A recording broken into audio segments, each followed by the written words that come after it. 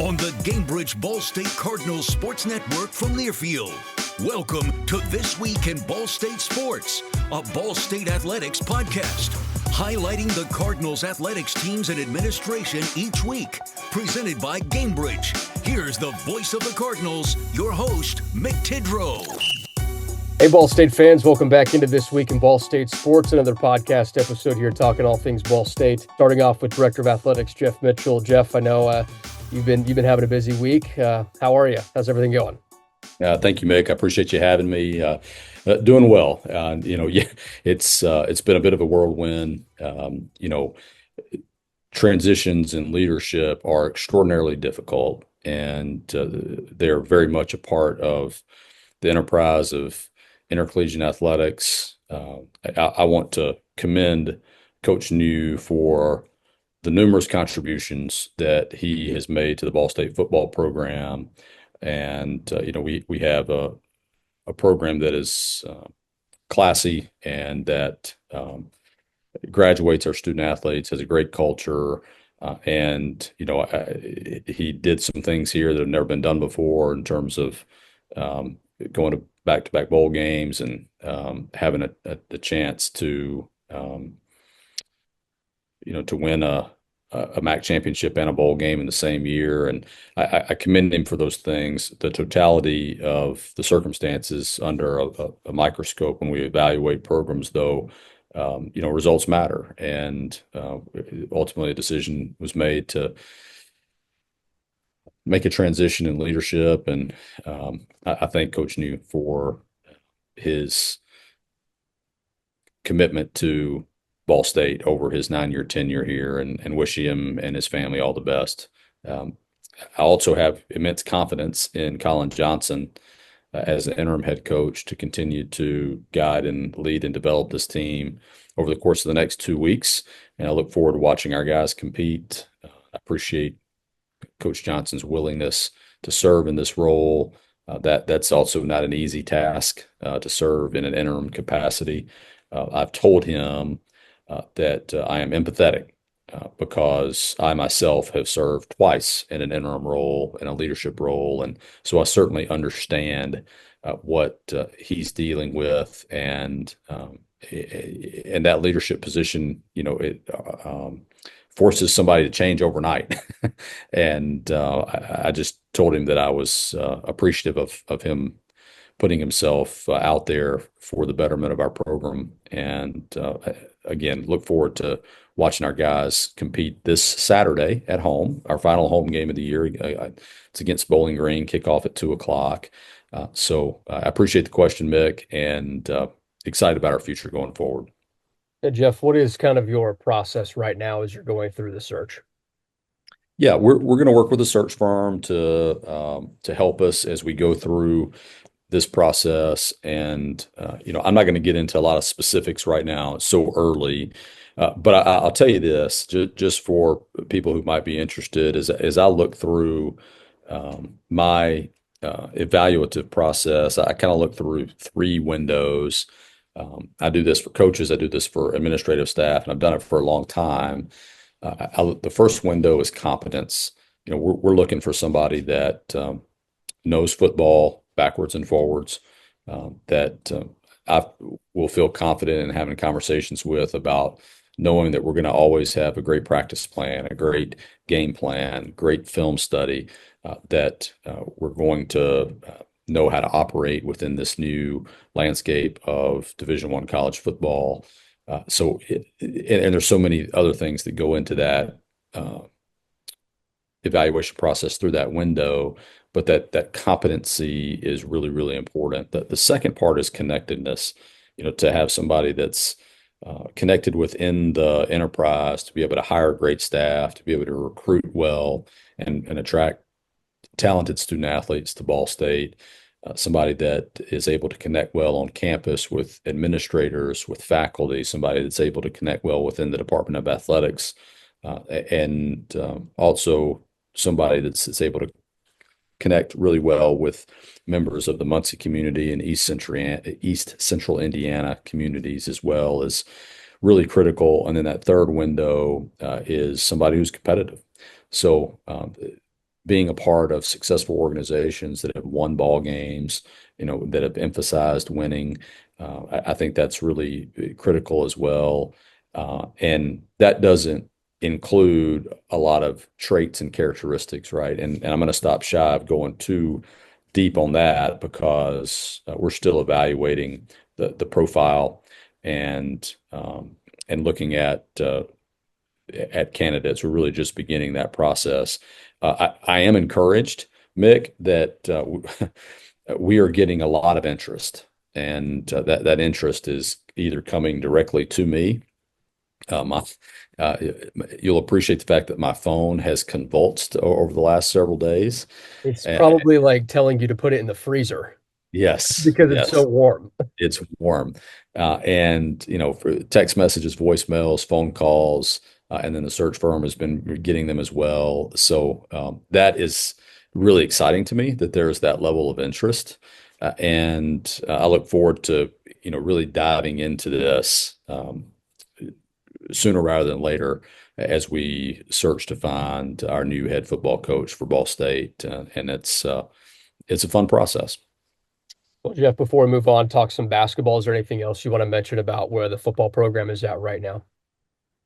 Well, I think that we're in a situation where we're going to continue to grow and develop, and we've got some ways to go just from the standpoint of it's been a bit since we've had a winning campaign, and so that's going to be a focus. But at the same time, we're going to continue to provide these student athletes with a quality Ball State experience, and we want to put them in a position to develop not only as athletes and winners, but we also want to develop them as scholars as well, and to give them an opportunity to earn a college degree that's going to set them up for success in their future careers.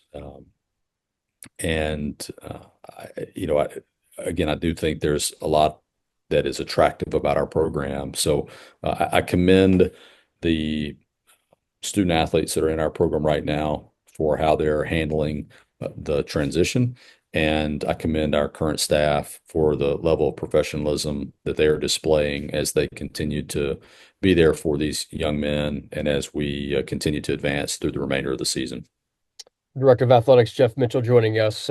Jeff, let's go ahead and shift gears to Ball State basketball. The women's team picked up a massive win on the road against Northern Iowa. That was a team that Ball State has played in the past. It's always been a good matchup with them. We saw, of course, we talked about this, but Allie Becky's triple double. They're 4-0 start. This women's basketball team is off and running, and they're going to Atlantis to take on North Carolina to start off their tournament down in Bahamas. Yeah, so proud of that program and that particular team. Look, we are the first MAC women's basketball team, I think, to be invited to the Battle for Atlantis on the women's side. And so to be matched up in that first round against a brand name like North Carolina is pretty special. I know our team is really excited about this opportunity. And they're playing really good basketball. So they're so much fun to watch. I know that we've talked about that and look forward to them getting back to Worthen Arena so we can see them in person again. But I went by practice briefly earlier this week, and they're just having a great time and they're getting better. I mean, that's the thing about this team. That was a calling card of this team a year ago, is they just are continually getting better. They're hungry to get better. Coach Selly and the coaching staff are inspiring the team to get better, and that is a really positive thing as you go into what is a long basketball season. So we're 4 games into a 27 or into a 31 game schedule, something like that.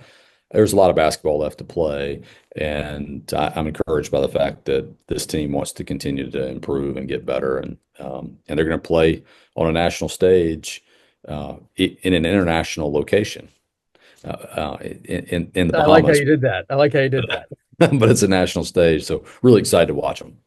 Yeah, I think the excitement level to be invited to Atlantis, because everybody talks about that as like one of the premier tournaments in non-conference basketball, especially on the women's side. So that you look at this competition field, I think that shows that the nation has the respect for what Ball State women's basketball is. And then once Atlantis is over, Ball State hosting South Dakota State on December 1st, which those two teams were ranked 1 and 2 respectively in the mid-major polls. So you look at what those non-conference matchups are like too. I think the ability for Coach Sally and the staff to say we want to schedule the best, and then we're getting invited to the best. I think the respect is being shown across the world and in this country. You said internationally, I'll throw it out there too. There's respect being shown. There is, and they deserve all of those opportunities to highlight their skills wherever they're playing, and just really proud of the young women that we have on that program and the coaching staff that's leading them. So it's going to be a fun rest of the season. Looking at the men's basketball schedule, Jeff, hosting Detroit Mercy tonight. That's a big one for Ball State here. 7:00 tip-off with the Detroit Mercy and Ball State going back-to-back seasons. These two teams have matched up. Yeah, it's a good opportunity to get back in the win column for men's basketball. They've been playing well in spurts, right? So we've got some things to clean up. I think Coach Lewis is addressing that, and they are fun to watch. But we got to clean some things up and make sure that they're playing a more connected style of basketball. And again, long season. We got 27 regular season games left. And I expect them to continue to improve, and I think we get started toward doing that later tonight. Jeff, looking at women's volleyball, that program is now going to the Mid-American Conference tournament, and they did secure a top 3 seed, split with Western Michigan, went on that epic run to end the regular season to put themselves in a top 3 spot, playing Toledo on the very first day of the tournament. I think it's safe to say that this team hit its stride exactly when it needed to make sure it was ready for the MAC tournament. They are playing their best volleyball when it matters the most. So I think that our team will be ready for this weekend, and they've put in a great week of preparation to date. We'll have another practice day before they travel and go compete for a MAC championship. They've worked really hard to put themselves in contention. And I believe at the beginning of the year, when you look at teams that were predicted to be in the mix to win the championship, I think they're all there. And it's going to be a weekend full of high-level college women's volleyball. The MAC's got great depth in terms of competitive success across women's volleyball, and it's a privilege that Ball State is in that field. And I'm proud that we rallied, as you mentioned, over the course of really the middle to the end of the season of just dominant volleyball to put us in a situation to contend for a conference championship. So I'm proud of that program and excited to watch them compete this weekend as well. Director of Athletics Jeff Mitchell joining us here on This Week in Ball State Sports. Jeff, is there anything else you want to let Ball State fans know as we let you go here? Well, let's get ready to pack Worthen Arena in as basketball games come back around after the holidays. Certainly got a game coming up tonight on the men's side, and then as we get back from Thanksgiving, we've got games on the horizon. So it's a fun time as we slip into basketball season full speed ahead. And of course, a reminder about the last home football game on Saturday against Bowling Green with a 2 p.m. kickoff. That's on Senior Day. Ball State celebrating its senior class against Bowling Green. I see what you did there. Basketball games on the horizon. Ball State, Detroit Mercy. Detroit Mercy's in the Horizon League. I know what you were doing. It's all good. I wondered if you would pick up on that, Mick. Perfect. We'll leave it right there. Jeff, really appreciate you as always. Thanks for joining the pod. Mick, thanks so much. Go Cards. They fly down the court and fly through the air. Right to left, the shifty guard pulls up straight away, 3, sinks it. And we fly with the Cardinals. Straight away, Trey lets it loose and buries it. This is your home for Ball State Cardinals basketball. Drives baseline left, he throws it off the window and it drops in. All the action all season long is right here. Hey, Ball State fans, welcome back inside This Week in Ball State Sports. And here today chatting with interim football head coach Colin Johnson. Coach, really appreciate your time joining us here on the podcast. And Coach, just want to give you kind of the floor to open up your thoughts about the current situation here at football. Well, it's obviously not ideal. When you start a campaign, you have a lot of high hopes, and it hadn't gone exactly the way we wanted. And that's fine. It's part of football. It's part of life.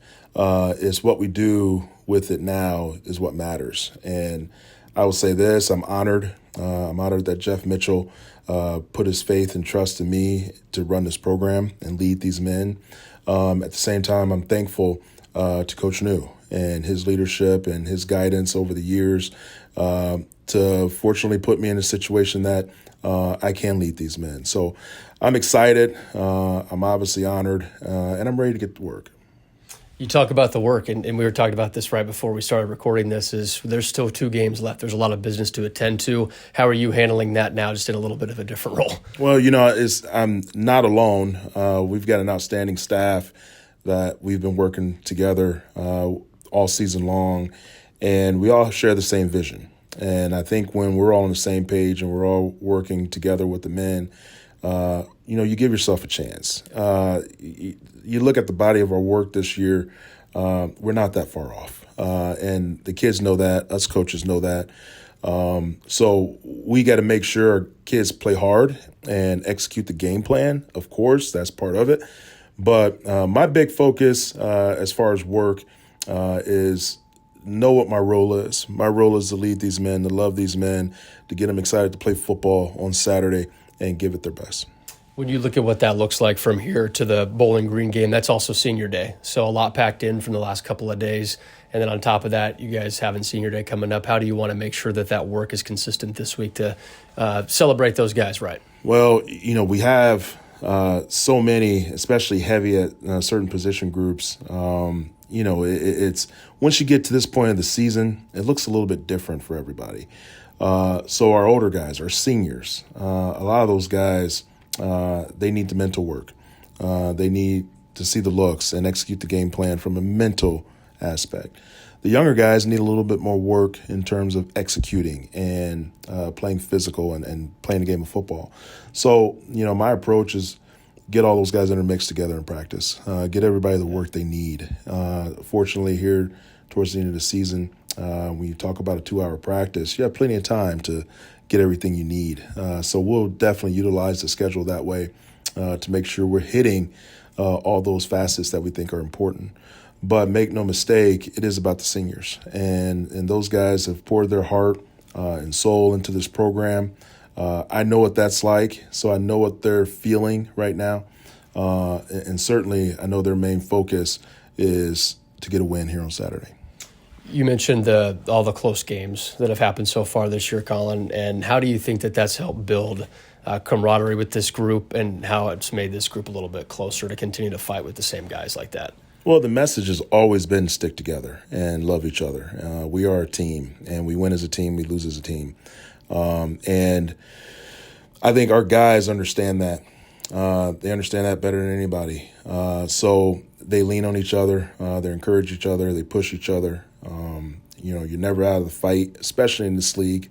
And I can still remember times where Ball State in this league was out of the fight. There's been years when Coach New took over this program that we had a lot of young players, and no matter what happened, it almost seemed like we were so far away.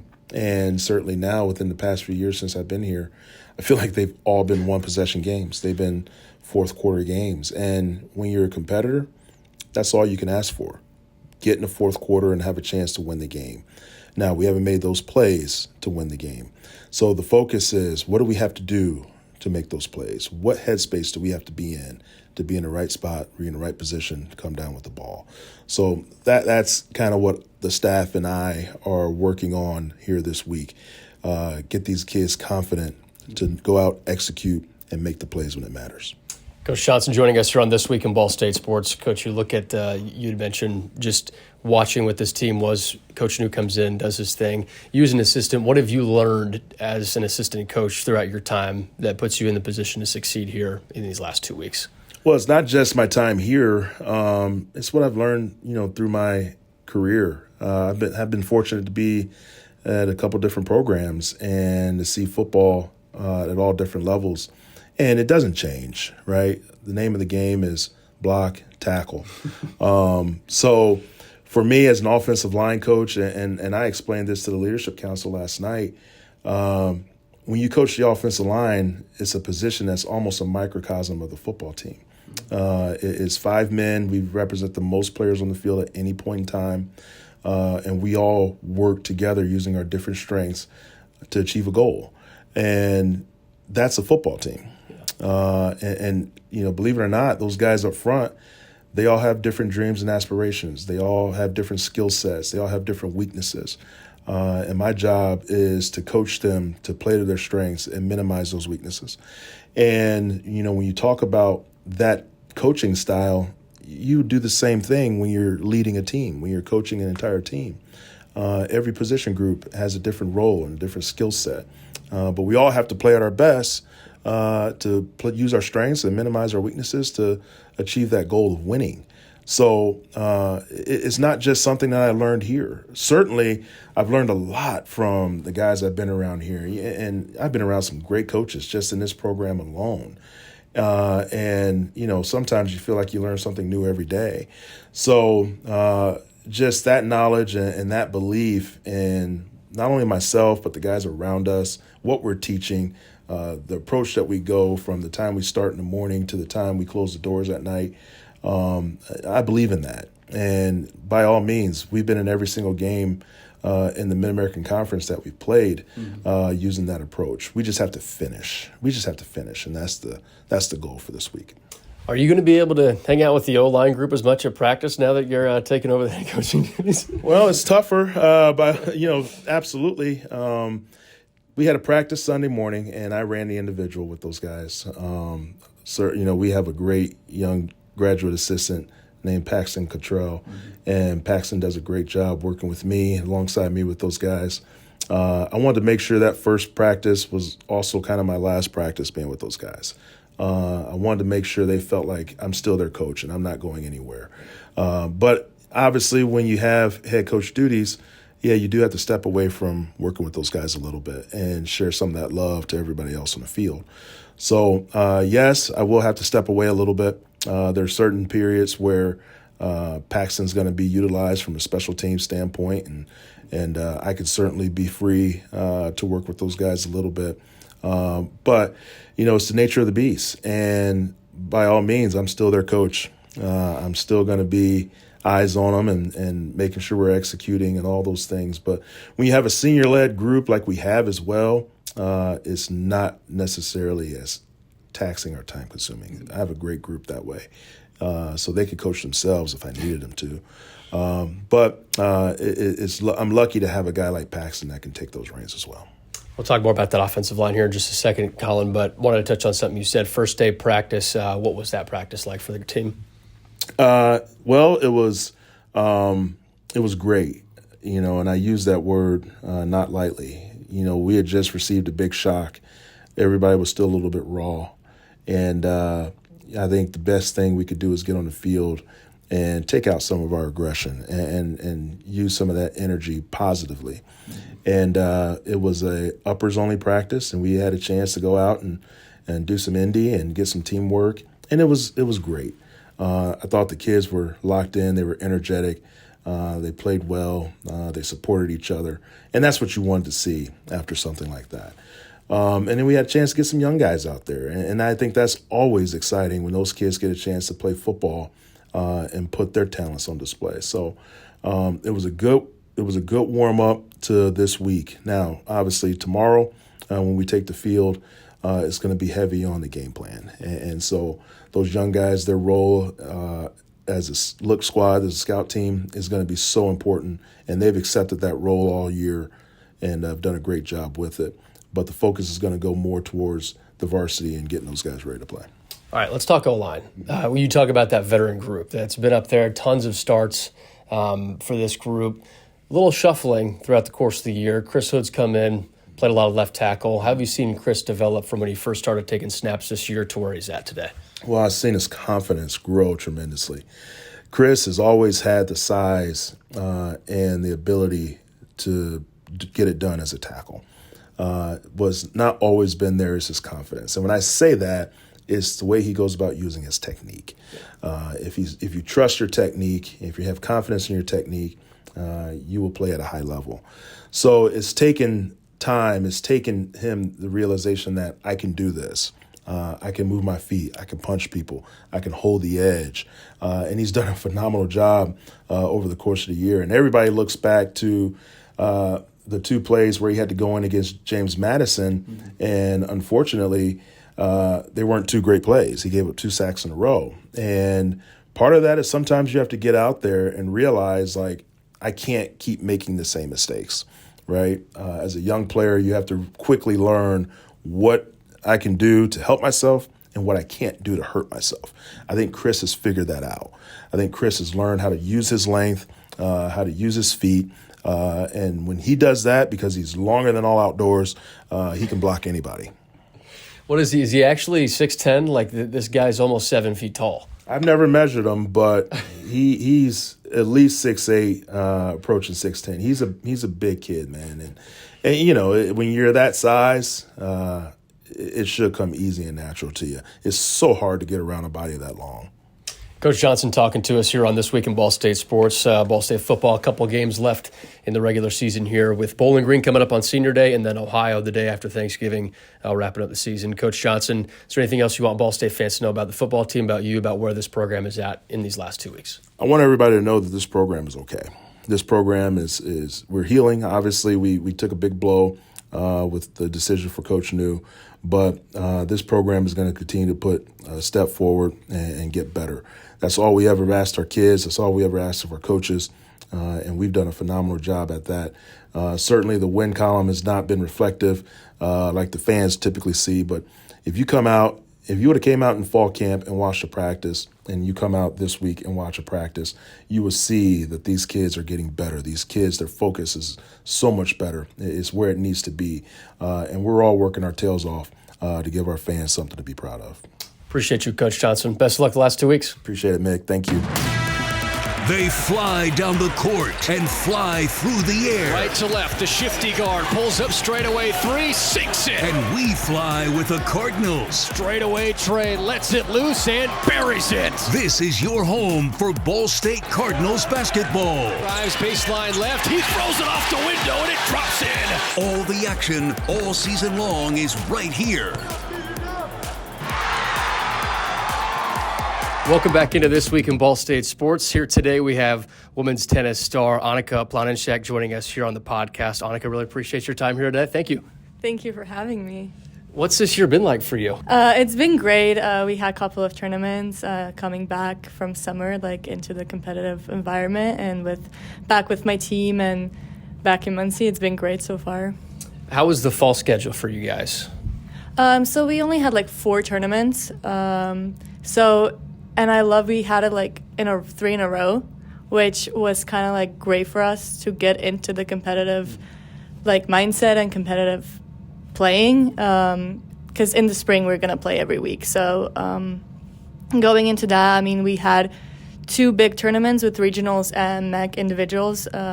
So it's been really great, and I think we all did really well. Yeah, y'all did really well, especially with individuals at the end of the tournament. How do you think that helps set the tone for the spring season? Yeah, because the MAC individuals, like, it was only MAC schools, so we competed against people who we're going to, like, try to win and beat in the conference play. So it was great to, like, see how other schools are doing, who they're having to play. And, I mean, it was great. It was really a great opportunity. I'm really grateful to be able to be there because only set people went there. So it was great to see the best players in the MAC. And you had your teammates there too, right? Because there were several of you that competed, but you had your teammates there supporting, right? Yes, it was great. It was at Miami, Ohio. So 2 people play the individuals and 1 doubles team, and the other teammates actually drove down on Saturday and Sunday to watch us. So that was really great to see that we have this support system on our team, and like the teammates are willing to like drive down and like watch us play and support. So that was great to see. Annika, how would you describe what your journey's been like here at Ball State? I mean, there were obviously ups and downs with the situations that were happening my freshman year, but I mean, I'm enjoying every step of the way. I'm really grateful to be able to be here and to do both academic and athletic, like continue my academic and athletic career. So, I mean, I have no complaints. For you, when you were choosing what school you wanted to go to, what stuck out about Ball State? Well, I was really late of signing, actually, but I mean, I got to talking with the coach, and I really enjoyed the way he presented Ball State, and I talked to some other girls after I committed, and I mean, they were all very nice to me, and I never regretted my choice. And just the way the coach like presented Ball State and like set expectations, like I really did enjoy that, so that made me choose Ball State. How has Shaq helped you in your tennis career so far? I mean, Shaq is great. I mean, every day we're working on things that I need to work on. I mean, he sets expectations, but also like helps us get there. And he's been very, very helpful, as well as Nikki, our GA. They both want what's the best for us, and we're working every day towards that goal. Everybody talks about setting the culture, setting a standard for every single program. How do you think Nikki and Shaq have been able to do that these last couple of years to make sure that this program is where they want it to be? I mean, it was definitely tough last year with the whole new team, the whole new coaching staff. So they definitely had a hard time, but they did such a great job with like having what they had and like making it like such a good team. Because I mean, our team culture, it's really good, and like that goes to them too. So I mean, they did an incredible job with that. You talk about freshman year to sophomore year and the team being brand new and the coaching staff having to come in and do all these things. How were you able to stay the course and kind of help lead through that transitional phase? I mean, it was definitely difficult. I mean, only 4 girls were left on the team, so we kind of like combined what we knew from previous years and like combining with, I mean, new people, because there were some transfers and new coaches. So we try to like work together, like to see what would be the best that works for everybody on the team, and I think it turned out great. What's been your favorite part about being here on Ball State? Honestly, different people and different cultures, just meeting people from other sports or like not sports even, and just like getting to know them, and everybody's been so welcoming throughout all my years, and it's great to see what like college can bring together and like how other people and like cultures can like learn from each other. When you were looking at playing tennis at the beginning of your career, what got you into the sport? My parents and my brother, they all played tennis, and so I was like, why not? My brother was taking lessons, so I kind of wanted to do what he does because I like looked up to him since I was younger. So he was playing tennis, so I wanted to play, and that's how I got into it, and I never left. Were there a lot of battles between you and your brother on the tennis court? Definitely, yes. We are both very competitive, and I mean, it's hard to admit, but he's a better player. So it was hard when we were younger. We definitely played a lot of games and stuff. How have you seen yourself grow within the game? I mean, a lot. Like since I got here, like to college tennis, like it was so different. This transition from junior tennis to college tennis, I think that helped me grow as a person, as a team player. Because I've never been a team player before this, so that was like a big transition. Like not to be selfish, trying to like think of like I'm playing for the school. Like I have a name on my chest, like on my clothes, like that I have to play for and that I have to like be good for and like present myself well too. So that was like that. I think that made me grow as a person, as a player the most, like coming from junior tennis to college tennis.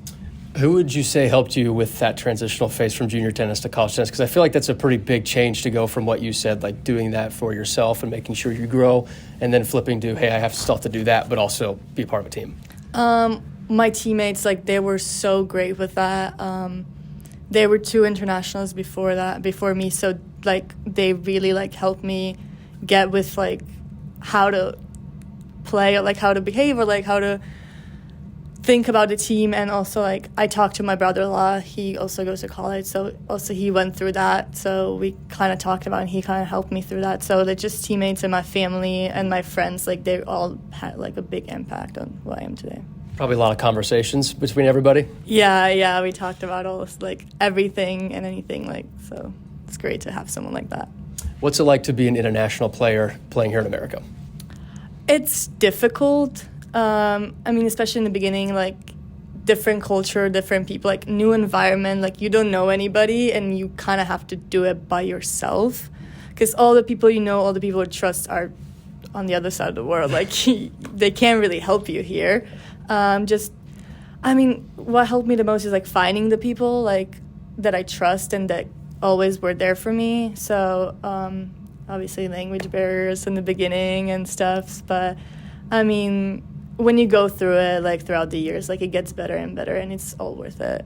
A lot of FaceTimes to home, probably. Oh yeah, talk every day. Try to like call every day, but mostly text with my family, and that helps you get through it. Yes. Annika, what has you most excited about the spring season with this team? I mean, I love the spring. It's my favorite time. I mean, this is where we get to show how good we are, like what we've been working towards, like our goals, and like all of our practices are gonna like come to show. And like I'm so excited to be out there, like just being on the courts next to my teammates. It's so great that like when we were out there, like we were so connected, and I think that's like so great to see, and like it's such a great feeling to be out there with them. There's a lot of excitement too because there's a group that came back from last year that you can build off of the successes that you had last year. Yeah, we were a good team. We didn't get the results we wanted, but overall, like, we performed well. And, I mean, like, this year we're just building on top of it. Like, we know what we have to do, and we all know what we're capable of, and now we know each other. So it's going to get better. How do you feel like you've been able to settle into your role this year after having a couple of years under your belt here at Ball State?